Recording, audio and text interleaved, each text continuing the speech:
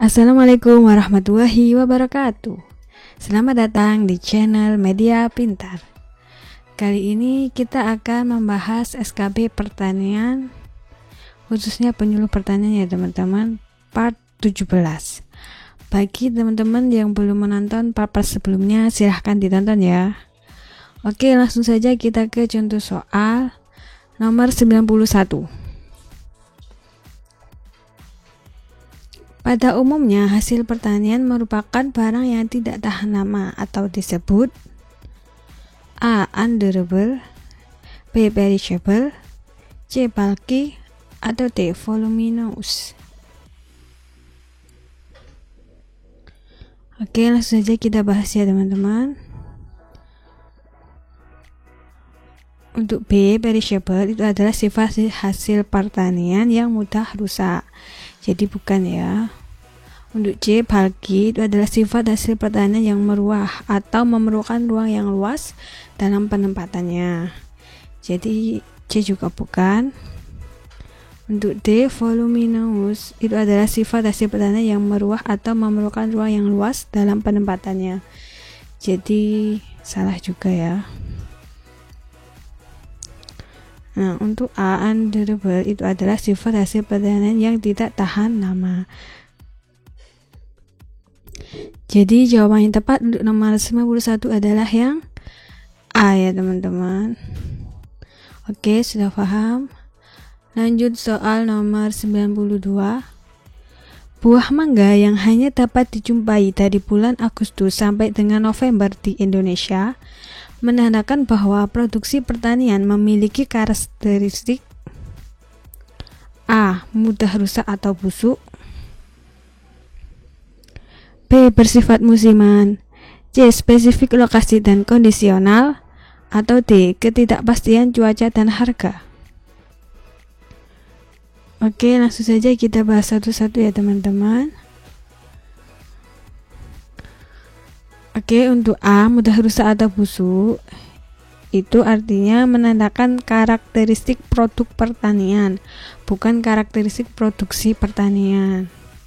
Jadi salah ya, karena yang ditanyakan ini adalah produksi pertanian. Untuk C. Spesifik lokasi dan kondisional itu biasanya memerlukan persyaratan iklim dan kondisi tanah tertentu. Misalnya bawang merah dapat hidup di daerah beriklim agak kering, suhu udara panas, dan dataran rendah.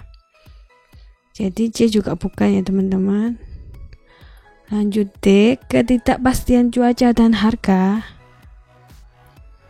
itu menyebabkan sulitnya merencanakan usaha tani, karena tingginya risiko bukan menandakan kapan produksi pertanian dapat dijumpai. Jadi D juga salah ya.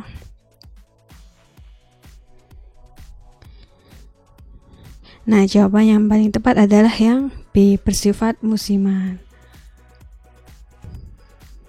Karena buah mangga hanya bisa dijumpai pada bulan-bulan tertentu saja, kayak musim durian, musim rambutan gitu ya.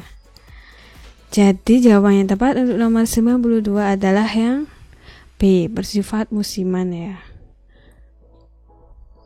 Oke, lanjut soal nomor 93. Salah satu ciri sikap petani tradisional Indonesia adalah menitik beratkan kegiatan tata niaga pada A. Efisiensi produksi, B. Efektivitas produksi, C. Diferensiasi produk, atau D. Konsumsi produk.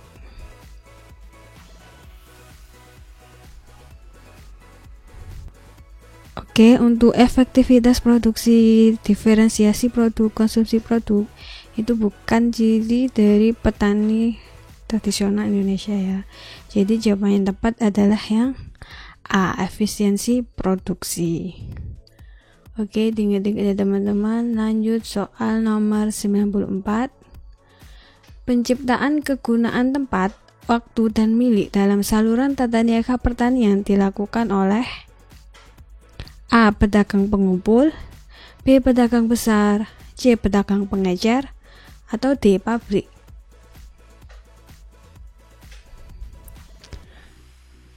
Oke, kita bahas satu-satu ya teman-teman.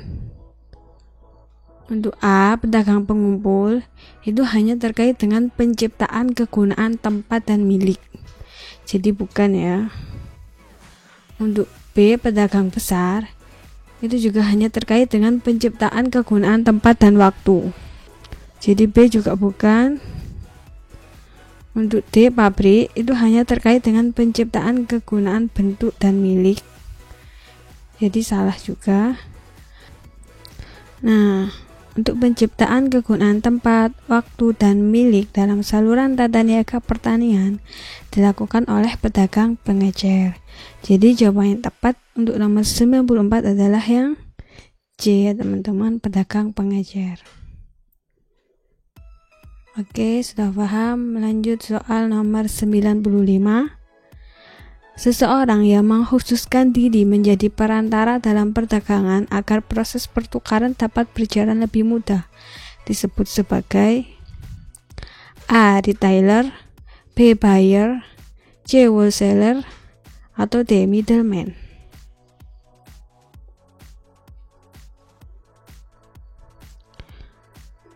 Oke, kita bahas satu-satu ya teman-teman.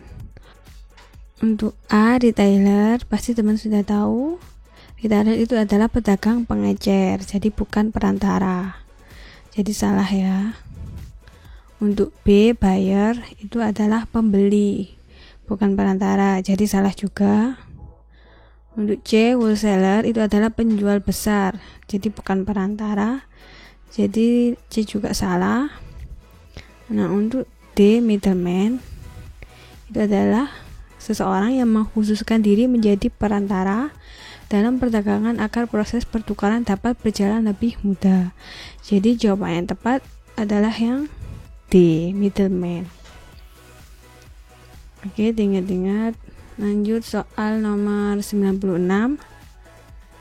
Keterbatasan modal yang dimiliki petani akan menyebabkan elastisitas penawaran hasil-hasil pertanian dalam jangka pendek bersifat A. Elastis, B. Unitary elastis, C. Inelastis, atau D. Elastis sempurna. Oke, jawaban yang tepat adalah yang C. Inelastis ya teman-teman. Oke, lanjut soal nomor 97. Salah satu indikator untuk mengetahui taraf hidup petani dan dapat mengukur kemampuan tukar barang atau produk pertanian ialah A. INP, B. NTP, C. MC, D. MR. Oke, kita bahas satu-satu ya teman-teman. Untuk A, INP itu kepanjangan dari indeks nilai penting. Jadi, indeks nilai penting suatu jenis tanaman menunjukkan kepentingan suatu jenis tumbuhan serta peranannya dalam komunitas. Itu artinya dari INP, jadi bukan ya. Untuk JMC, ini adalah istilah-istilah ekonomi mikro ya. MC itu atau biasa disebut marginal cost adalah pertambahan biaya yang harus dikorbankan dengan adanya pertambahan produksi sebesar 1 unit. Jadi C ini juga salah ya.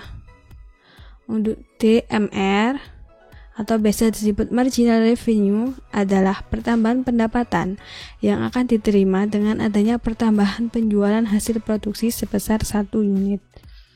Jadi D ini juga salah. Nah, untuk B, NTP itu adalah kepanjangan dari nilai tukar petani atau salah satu indikator untuk mengetahui taraf hidup petani dan dapat mengukur kemampuan tukar barang atau produk pertanian. Jadi jawabannya tepat untuk nomor 97 adalah yang B ya teman-teman, NTP. Oke, sudah paham. Lanjut soal nomor 98. Jika suatu komoditi pertanian diangkut dengan menggunakan truk, maka yang termasuk ke dalam biaya tetapnya adalah biaya A. Bensin, B. Tenaga kerja, C. Bahan baku, atau D. Penyusutan.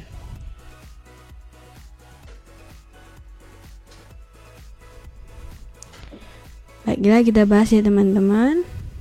Untuk bensin, tenaga kerja, dan bahan baku itu termasuk ke dalam biaya variabel atau variable cost. Jadi bukan biaya tetap atau fixed cost.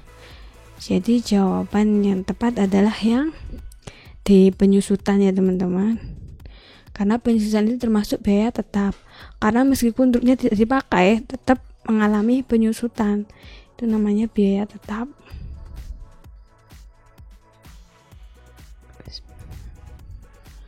Oke, sudah paham ya teman-teman. Lanjut soal nomor 99.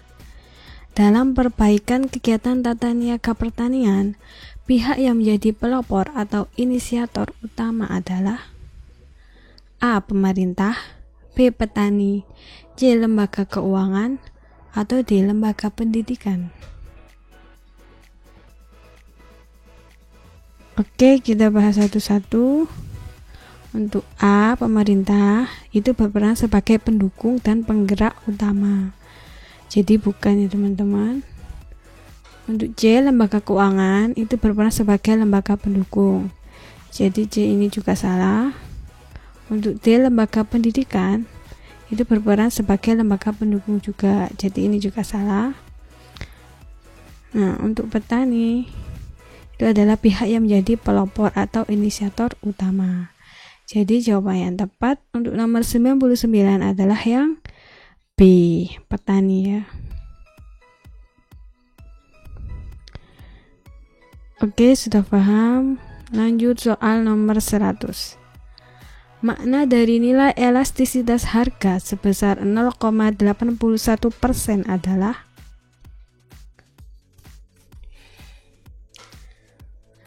A. Setiap kenaikan 1% harga konsumen, maka akan diikuti oleh kenaikan harga produsen sebesar 0,19%.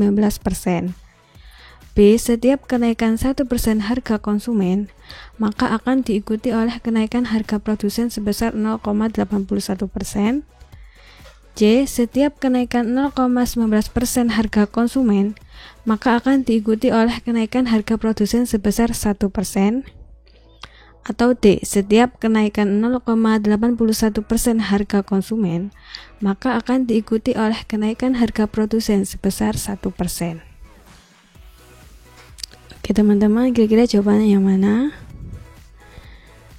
Ya, arti dari nilai elastisitas harga sebesar 0,81% adalah setiap kenaikan 1% harga konsumen, maka akan diikuti oleh kenaikan harga produsen sebesar 0,81%. Jadi jawaban yang tepat adalah yang B ya teman-teman. Oke, ingat-ingat, sudah paham? Oke, sekian video dari saya. Terima kasih, semoga bermanfaat. Jangan lupa subscribe channel Media Pintar. Semoga teman-teman bisa mendapatkan nilai yang terbaik pada saat tes SKB nanti. Oke, sampai jumpa. Bye-bye. Wassalamualaikum warahmatullahi wabarakatuh.